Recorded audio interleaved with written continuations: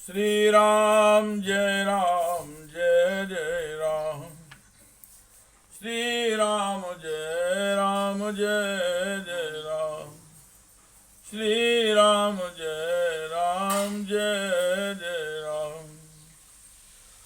श्री वाल्मीकि रामायण का बालकांड का अष्टम सर्ग।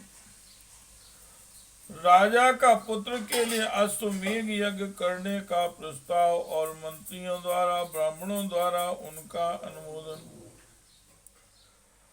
तस्य चैवं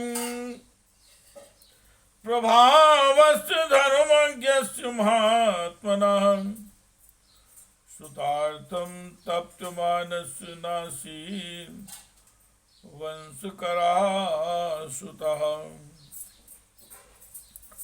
संपूर्ण धर्मों को जानने वाले महात्मा राजा दशरथ जी ने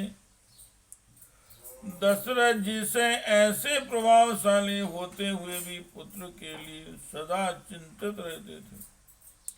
उनके वंश को चलाने वाला कोई पुत्र नहीं था।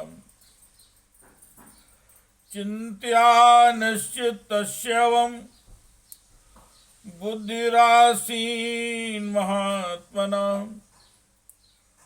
सुतात वाजिमेधेन किमर्थम नायजाम्यहम्। उसके लिए चिंता करते करते एक दिन उन महामनुष्य नरेश के मन में यह विचार हुआ कि मैं पुत्र प्राप्ति के लिए अश्वमेघ यज्ञ का अनुष्ठान क्यों न करूं।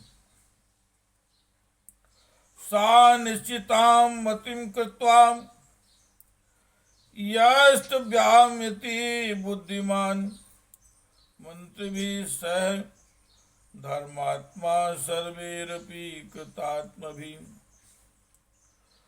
ततो आब्रवीन् महातेजा सुमन्त्रं मंत्रे सत्तम शीघ्रमानयमि सर्वान् गुरुमिस्तान् सुपुरोहितान् सा पुरोहितान। अपने समस्त शुद्ध बुद्धि वाले मंत्रियों के साथ परामर्श पूर्वक यज्ञ करने का ही निश्चित विचार करके उन महातेजस्वी बुद्धिमान एवं धर्मात्मा राजा ने सुमंत्र से कहा, हे मंत्रीवर, तुम मेरे समस्त गुरुजनों एवं पुरोहितों को यहाँ शीघ्र बुला के ले आओ। तथा सुमंत्र स्वत्परिम तथा सुमंत्र त्वरितं गत्वा त्वरित विक्रमः समानयत सातान् सर्वान् समस्तान् वेद परापारगान्। तब शीघ्रता पूर्वक पराक्रम प्रकट करने वाले सुमंत्र तुरंत जाकर उन समस्त वेद विद्या के पारंगत मुनियों को बुला लाए। सुयज्ञं वामदेवं चाम जावाली मत काश्यपम पुरोहितं वसिष्ठं चाये चाप्यन्ये द्विजोत्तमः। तान् पूजित्वा धर्मात्मा राजा दशरथस्तताम् इदं धर्माश्रयितं लक्षणं वचनं ब्रवीत्। सुयज्ञ वामदेव जावाली कश्यप कुल पुरोहित वशिष्ठ तथा और भी जो श्रेष्ठ ब्राह्मण थे उन सब की पूजा करके धर्मात्मा राजा दशरथ जी ने धर्म और अर्थ से युक्त यह मधुर वचन कहा। मम लालप्यमानस्य च सुतार्थं नास्ति वै सुखं तदर्थं है मेधिन यक्षामीति मितिर्मम। हे महर्षियों, मैं सदा पुत्र के लिए विलाप करता रहता हूँ। उसके बिना इस राज्य आदि से मुझे सुख नहीं मिलता। अतः मैंने यह निश्चय किया है कि मैं पुत्र प्राप्ति के लिए अश्वमेघ द्वारा भगवान का यजन करूं। तदहम यष्टुम इच्छामि शास्त्र दृष्टिं कर्मणां कथं प्राप्स्याम्यहं कामं बुद्धि रत्र विचिन्त्यताम्। मेरी इच्छा है कि शास्त्रोक्त विधि से इस यज्ञ का अनुष्ठान करूं, अतः किस प्रकार मुझे मेरी मनो एवं वांछित वस्तु प्राप्त हुई, इसका विचार आप लोग यहाँ करें। तथा स्वान् सान्द्विति तद्वाक्यं ब्राह्मणां प्रप्यपूजयन् वसिष्ठ प्रमुखा सर्वे पार्थिवस्य मुखेरितम्। राजा के ऐसा कहने पर वशिष्ठ आदि सब ब्राह्मणों ने बहुत अच्छा कहकर उनके मुख से कहे गए पूर्वोक्त वचन की प्रशंसा की। ऊचश्च परम प्रीता सर्वे दशरथं वचा संभाराय संभ्रन्तां तीं तुर्गस्य विमुच्यताम्। सरवाश्चां वश्चान्तो वाश्चोत्तरे तीरे यज्ञ भूमिर्विधीयताम्। सर्वथा प्राप्यसे पुत्राणाभिप्रेतांश पार्थिवो यस्य ते धार्मिकी बुद्धिरियं पुत्रार्थ मांगता। फिर वे सभी अत्यंत प्रसन्न होकर राजा दशरथ जी से बोले, हे महाराज, यज्ञ सामग्री का संग्रह किया जाए, भूमंडल में भ्रमण के लिए यज्ञ संबंधी अश्व घोड़ छोड़ा जाए तथा सरयू के उत्तर तट पर यज्ञ भूमि का निर्माण किया जाए। तुम यज्ञ द्वारा सर्वथा अपनी इच्छा के अनुरूप पुत्र प्राप्त कर लोगे, क्योंकि पुत्र के लिए तुम्हारे हृदय में ऐसी धार्मिक बुद्धि का उदय हुआ है। ततस्तुष्टो आभवन राजा श्रुत्वैतन् द्विजभाषितम्। अमात्यान् ब्रवीद राजा हर्ष व्याकुल लोचनाम्।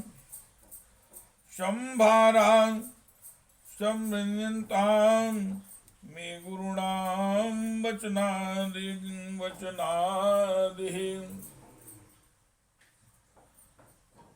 समर्थादिष्टतश्चाश्व सोपान्याय विमुञ्चताम्।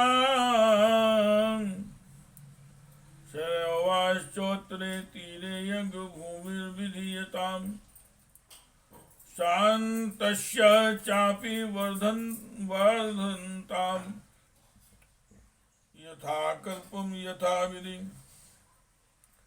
शक्या प्राप्तुमयं यज्ञः सर्वेणापि महीक्षिताम्। नापराधो भवेत् कष्टो यद्यस्मिन् कतो सत्तुषयम्। छिद्रमोहि मृगयन्ते अस्य विद्वांसो ब्रह्मराक्षसा। ब्राह्मणों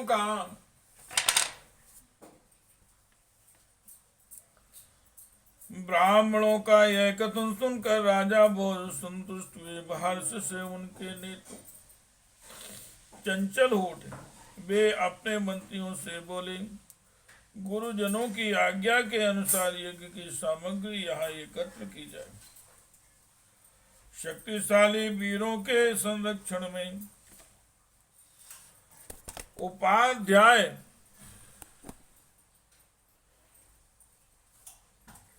सहित अश्व को छोड़ा जाए।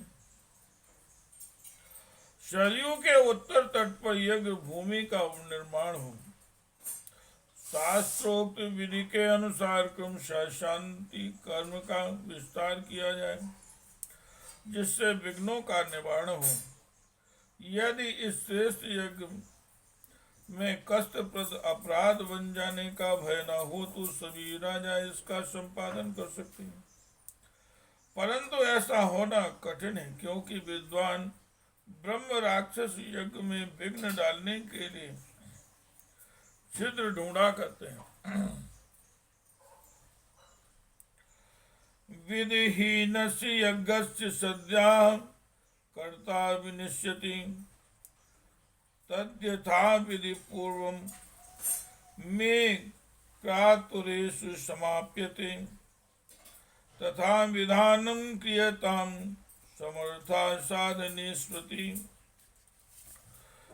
विधिहीन यज्ञ का अनुष्ठान करने वाला यजमान तत्काल नष्ट हो जाता है। अतः मेरा यह यज्ञ जिस तरह विधि पूर्वक संपन्न हो सके वैसा उपाय किया जाए। तुम सब लोग ऐसे साधन प्रस्तुत करने में समर्थ हो। तथेति चाब्रुवन् सर्वे मंत्रिणां प्रतिपूजिता वासवेन्द्रस्य तद्वाक्यं यथा पूर्वं निमिषम्यते। राजा के द्वारा सम्मानित हुए समस्त मंत्री पूर्ववत उनके वचनों को सुनकर बोले, बहुत अच्छा, ऐसा ही होगा। तथा द्विजास्ते धर्मज्ञा वर्धयन्तो नृपोत्तमम् अनुज्ञातस्तथा सर्वे पुनर्जग्मुर्मूर्धागतम्। इसी प्रकार वे सभी धर्मज्ञ ब्राह्मण भी नृपश्रेष्ठ दशरथ को बधाई देते हुए उनकी आज्ञा लेकर जैसे आए थे वैसे ही फिर लौट गए। विसर्जयित्वा तान् विप्रान् सचिवानिदम्ब्रवीत् ऋत्विग्भरु ऋत्विग्विरूपसन्दिष्टौ यथावत् क्रतुराप्यताम्। उन ब्राह्मणों को विदा करके राजा ने मंत्रियों से कहा, पुरोहितों के उपदेश के अनुसार इस यज्ञ को विधिवत पूर्ण करना चाहिए। श्री राम जय राम जय जय राम, श्री राम जय राम जय जय राम। इत्युक्त्वा नृपशार्दूलः सचिवान् समुपस्थितान् विसर्जयित्वा स्वयं वेश्म प्राविवेश महामतिं। वहां उपस्थित हुए मंत्रियों से ऐसा कहकर परम बुद्धिमान रूप से दशरथ उन्हें विदा करके अपने महल में चले गए। तथा सा गत्वा तां पत्नी नरेन्द्रो हृदयं गमः उवाच दीक्षां विशद यक्षेऽहं सुतकारणात्। वहां जाकर नरेश ने अपनी प्यारी पत्नियों से कहा, देवियों दीक्षा ग्रहण करो, मैं पुत्र के लिए यज्ञ करूंगा।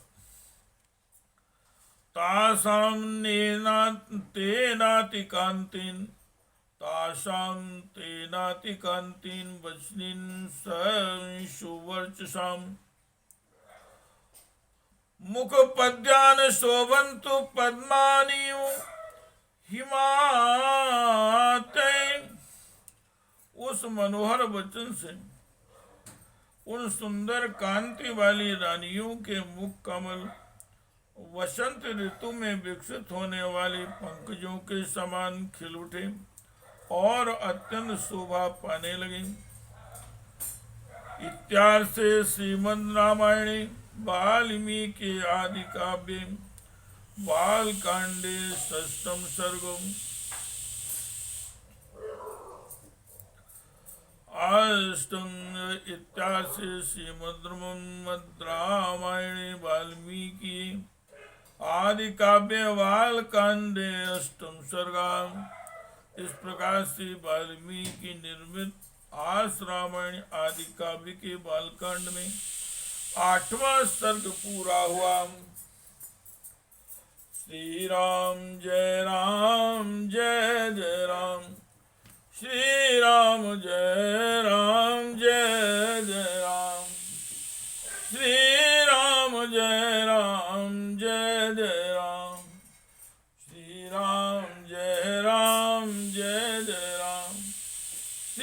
राम जय राम।